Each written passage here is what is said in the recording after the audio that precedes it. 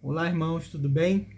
Queria fazer aqui uma breve introdução sobre a oração do Pai Nosso, né? A oração muito famosa, muitas pessoas conhecem, né? E alguns elas repetem essa oração, outros usam ela como modelo. Eu queria destacar aqui alguns pontos importantes dessa oração que foi ensinada por Jesus e está lá em Mateus, capítulo 6, a partir do verso 5.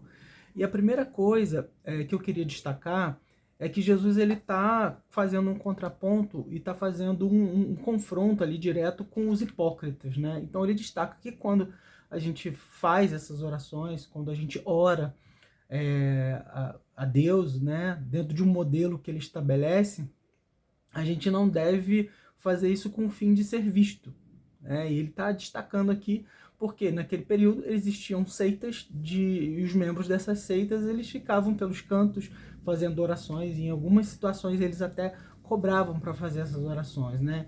Então ele destaca primeiro, não seja como os hipócritas, para que sejam vistos pelos homens, mas quando vocês orarem, vocês vão em secreto, vocês orem a Deus em secreto, que ele vai recompensar você.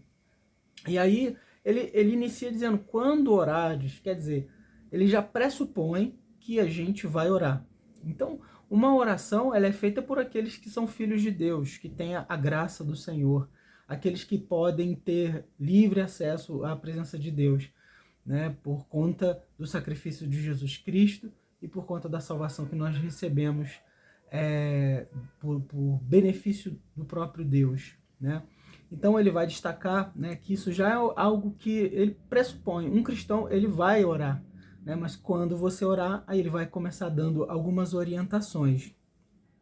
É importante destacar que a oração do Pai Nosso ela não é um único modelo de oração. Nós podemos, por exemplo, ler os salmos, orar os salmos, né? Usar como modelo os salmos, né? Mas aqui ele tem uma abrangência muito grande, inclusive aspectos do Antigo Testamento, do Novo Testamento vão estar aqui presentes nessa oração, né? E a oração ensinada pelo próprio Jesus. E ela pode ser um padrão importante assim para que a gente siga, né? Na história, muitos utilizaram essa oração, né? A gente tem isso aí em diversos registros, né, históricos de muitos cristãos que repetiram essa oração. É importante destacar que não é uma vã repetição, né? Jesus ele também vai condenar isso. Ele vai falar que quando a gente orar, a gente não deve usar de vãs repetições, quer dizer, ficar falando sempre a mesma coisa como se fosse um mantra, mas entender cada parte da oração para que a gente possa se comunicar com Deus. A oração do Pai Nosso, ela é uma carta, né? É uma mensagem que a gente está se reportando àquele que criou todas as coisas e ao nosso Senhor, né? John Piper ele dá até um exemplo é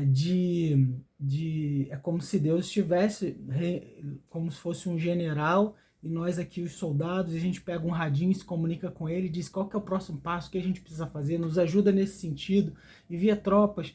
Então ele vai dizer que a oração a gente se comunica com Deus, né, e Deus mesmo estabelece qual que é a direção que a gente deve caminhar.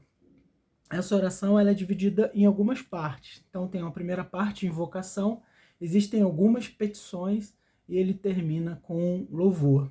Então ele vai falar sobre coisas necessárias para o ser humano, como necessidade de pão, necessidade de perdão, necessidade de vitória contra o pecado e também o avanço do reino de Deus aqui na Terra.